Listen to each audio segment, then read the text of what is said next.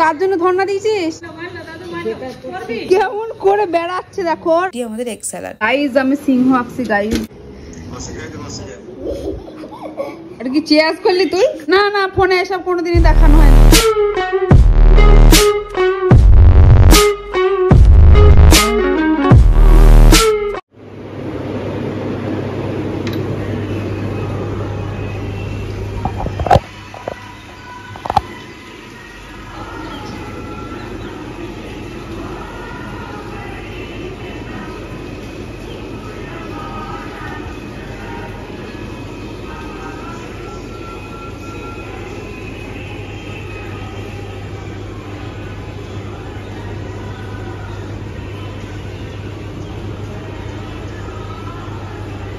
বাজে ভোর 5টা।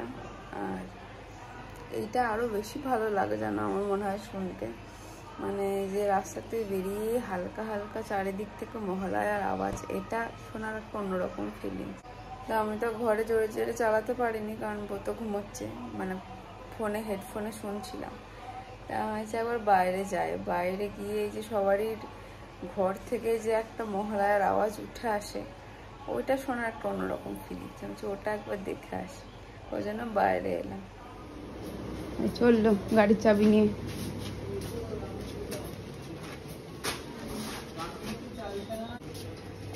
ও ছেলেকে গাড়ি চাবি আনতে বললো, ছেলে চাবি নিয়ে এসছে।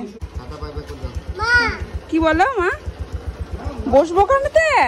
আমি পরে যাব, বিকালে যাব, তুমি এখন গিয়ে ঘুরে আসো। হ্যাঁ হ্যাঁ মা বলো, ওখানে তো বসো বোধহয়। ওই যে ওই বম্মাকে নিয়ে যা, বম্মাকে নিয়ে যা, বম্মাকে নিয়ে যাও। হ্যাঁ আমি বসবো, যা বসছি আমি। লাও, একদিকে যাবো তো আর একদিকে। এই দেখ টাকা, টাকা টাকা, এই দেখ বিস্কুট, যা খাকে যা। সর সর সর সর সর সর। আমার বাবার বাইপাস সার্জারিটা হওয়ার পরে ডাক্তার আর কি বলেছে একদম টাইমে বাবাকে খাবার খেতে, কম তেল মশলাওয়ালা খাবার খেতে। তো যেহেতু সকালবেলাতে একদম ফার্স্ট মর্নিং আমার মা বাবা বেরিয়ে আসে, মানে মায়ের স্কুল 6:30টাতে বেরোতে হয় মাকে, বাবা একদম একসাথেই বেরিয়ে আসে। তত সকালবেলাতে ধরো ভারী জলখাবার বানানো খাওয়া কিছুরই এনার্জি থাকে না, টাইমও থাকে না। তো সেই জন্যই আর কি মানে একটা উপায় বের করেছে বাবা। আমাদের পাড়াতেই একজন একদম পুরো ঘরের খাবার যেরকম হয় সেরকমই খাবার বানায়, রুটি তরকারি একদম কম তেল মশলাওয়ালা। তো সেই রুটি তরকারি আর কি অমিত রোজ 10টা সাড়ে 10টার দিকে বাবুকে নিয়ে একবার যায়, ওই 3-4টে রুটি দিয়ে আসে। মাও ধরো স্কুল থেকে গিয়ে দোকানেই জয়েন করে বাবাকে, ওখানে তো দুজনে মিলে একটু হালকা ফুলকা টিফিন করে নেয়। দেন দোকান বন্ধ করে বাড়ি যেতে যেতে 1টা-1:30 বেজে যায়। তো তারপরে ধরো গিয়ে তারা নিজেরা ফ্রেশ হয়, রান্না বান্না করে, তো অনেক দেরি হয়ে যায়। সকাল থেকে অতক্ষণ খালি পেটে থাকা উচিত না, মানে অসুস্থ মানুষের তো উচিতই না, সুস্থ মানুষেরও উচিত না। তো মিডিলে ধরো এই একটু টিফিনও হয়ে যায়, তারপর বাড়ি গিয়ে তখন আরামসে আর কি, মানে পেটের যেটা খিদে সেটা অতটা তো থাকে না, তখন আরামসে গিয়ে রান্না বান্না করে দুজনে মিলে খাওয়া দাওয়া করে তখন ওখানে রেস্ট নিতে পারি। গাইজ আমি সিংহ আঁকছি গাইজ। সিংহর মুখটা কেমন, সিংহর মুখটা দেখে তবুও বা বোঝা যাচ্ছে বডিটা কেমন কুকুরের মতো হয়ে গেছে। এটা এটা কি রে বাবু? সিংহ মামা কোনটা বাবা? সিংহ মামা যদি দেখাতে পারে তাহলে বুঝো আমার আঁকা সার্থক। হ্যাঁ একদম, মায়ের আঁকা বেটা বুঝতে পারবে না তাকে হইতে পারে? যত কুকুরের মতো দেখতে হোক আমার বেটা ঠিক চিনতে পারছে আমার আঁকা সার্থক। হ্যাঁ হ্যাঁ হাসি দেখো, হ্যাঁ হ্যাঁ হ্যাঁ, গুলি গুলি গুলি গুলি গুলি গুলি।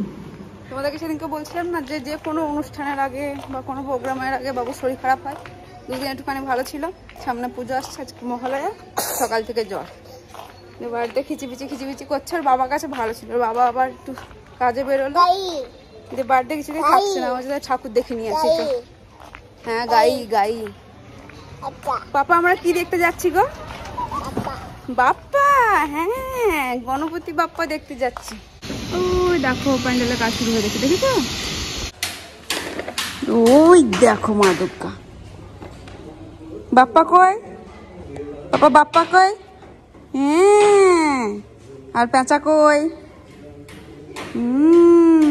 সিংহ মামা, মা দুর্গা, হ্যাঁ হাঁস কই হাঁস কই হাঁস আর ময়ূর কই ময়ূরটা খোঁজো তো ময়ূরটা কার্তিক ঠাকুর একটু বেশি পিছনে চলে গেছে সেজন্য ময়ূরটা আরো চোখে দেখতে পাচ্ছে না মন শান্তি হয়েছে এবার বাড়িতে খিচিমিচি করছে একবার বাপ্পা বাপ্পা করছে খালি দেখি নিয়ে আসি বাপ্পাকে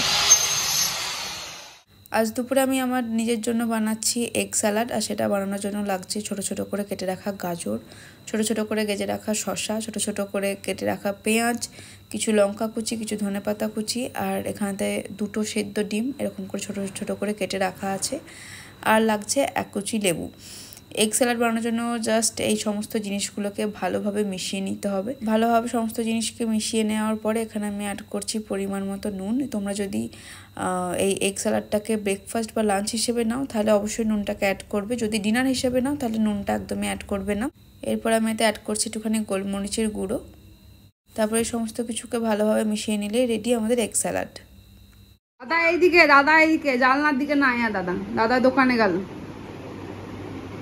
কি করছো তুমি কি সুন্দর টিউশনের মাস্টার গো শুই পড়ানোর চেষ্টা করছে আর ঘুরে বেড়াচ্ছে তাই বলছি সেই ব্যাপারটা কিরকম হলো যে সেই টিউশনের মাস্টার এসে ফাঁকি দেয় যে যখন স্টুডেন্টের মা আসে ঘরে অমনি পড়াতে লাগে দেখায় যে কত পড়াচ্ছি দেখুন সেরকম হলো আমি খালি একটা জিনিস ভাবছি যে চুল কি একা আমার পড়ছে না সবার পড়ছে আমি শুনেছি যে বর্ষাকালে বা মেঘলা ওয়েদার যদি বেশি দিন থাকে শ্বাসেতে ওয়েদার যদি বেশি দিন থাকে তাহলে নাকি খুব চুল পড়ে তো আমার কি সেই জন্য পড়ছে না কি বুঝতে পারছি না বলো জুতো এখন পরে না বিছানাতে উঠে জুতো পরে না তো যখন ঘুরতে যাবো তখন জুতো পরে দেখ যেটা বলছিলাম যে তোমাদেরও যদি চুল পড়ার এখন সমস্যা হয়ে থাকে তাহলে সেইটাকে ঠিক করার জন্য তোমরা কি করতে হবে কমেন্ট করে জানিয়ে তো নইলে আমার মাথাতে একটা চুল আর বাঁচবে না মানে এরকম চুল আমার কোনোদিন পড়েনি অনেকে বলে বাচ্চা হওয়ার পর চুল পড়ে আমার তখনও এতটা চুল পড়েনি এখন যে হারে চুল পড়ছে মানে যখনই চুল আসতে তারপর আমাকে ঘর ঝাড় দিয়ে ঘর থেকে বেরোতে হচ্ছে মানে এতটা চারদিকে সেই কি বলবো চুলে চুলাচ্ছন্ন হয়ে থাকছে যাই তোমরা কি সলিউশন বের করেছো চুল পড়া ঠিক করার জন্য ওইখানে কমেন্ট করে জানিয়ে তাহলে আমিও সেটা করবো নাহলে টাকলা হয়ে যাবে দুদিন পরে এই তুই ধর্মঘট করছিস নাকি হ্যাঁ তুই কার জন্য ধর্ণা দিয়েছিস হ্যাঁ কখন নামলে জুতো পাই নাই দিয়ে উঠছেও না আমি শাড়ি পরে এও তো করছিস না ছি ছি ছি ছি তোমার হাসছে দেখো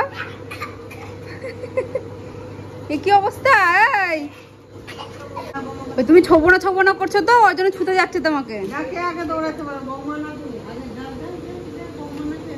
পায়ে জুতো পরে আগে যা মন্দিরে নিয়ে যাবো যাবি মন্দিরে যাবি কামড়াবে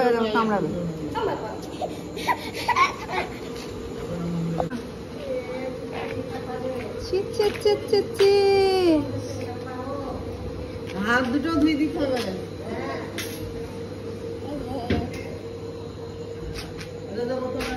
এ মাছি নোংরা ই মা ছি কি রে এর মাথার গন্ডগোল হয়ে গেছে একটু রাচিটা দিয়ে আসো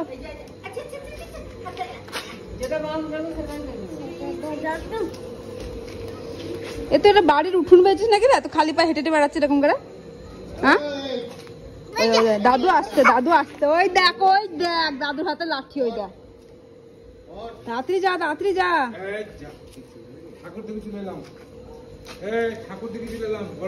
ওই দেখ দাদু ঠাকুর দেখে চলে এসছে দেখেছিস ওই দেখ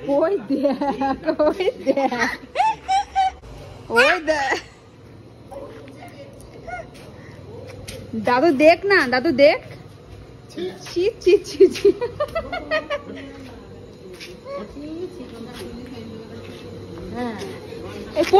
পড়বি বাবা রে বাবা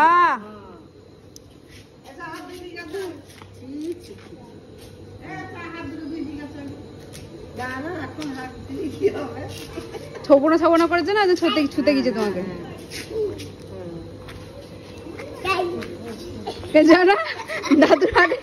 দাদুর হাতে লাঠি দেখে যাচ্ছে না ওইদিকে দাদু ছি ছি ছি,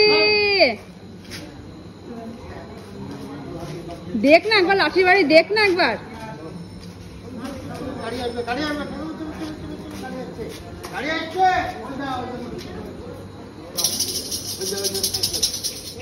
ঝুনঝুনি, ঝুনঝুনি বাজাবি?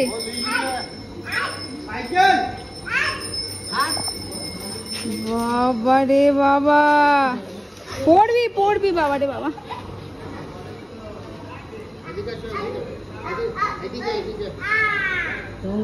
তুই আবার উল্টি ধমকাচ্ছিস দাদুকে? দাদুকে উল্টি ধমকাচ্ছিস? তোর সাহস তো কম না, তোর সাহস তো কম না। হ্যাঁ ওই কর।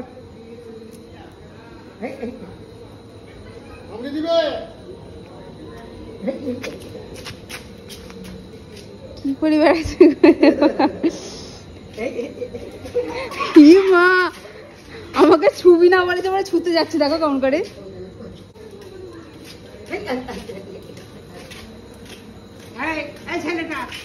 ওদের বৌমা ডাকছে। মদন দিতে পারছে না, লাঠি বাড়ি ওর মাকে আমি দুঘা দিই।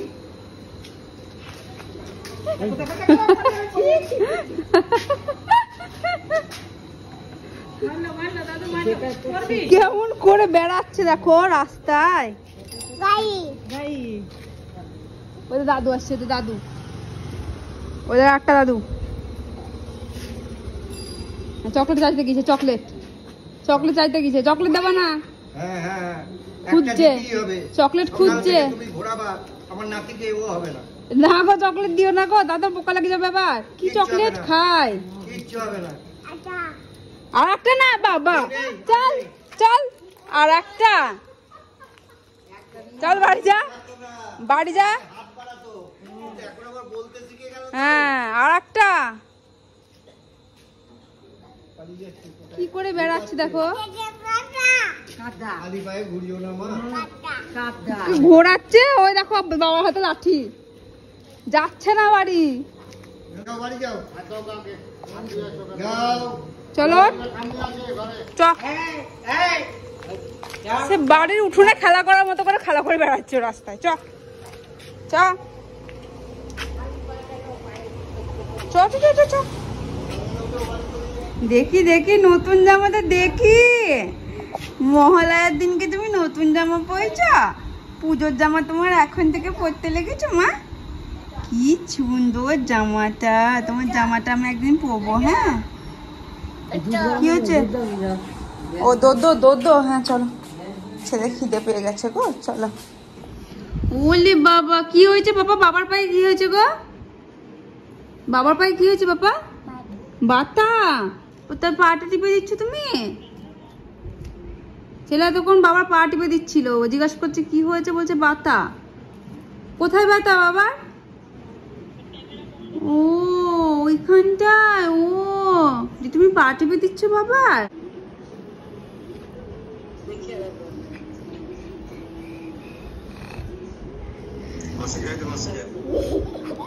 এটা কি চেয়াজ করলি তুই? তুই চেয়াজ করলি ওটা না কি করলি? হ্যাঁ মা এসব কোথায় শিখেছ?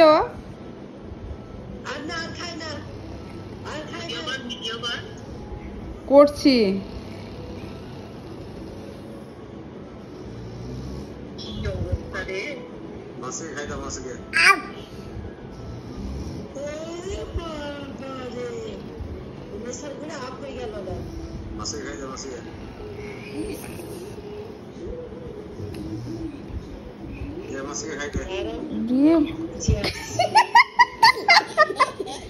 কোথায় শিখেছিস এসব?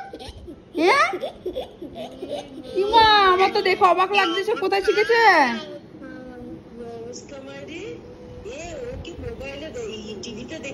না না ফোনে এসব কোনোদিনই দেখানো হয় না ওকে।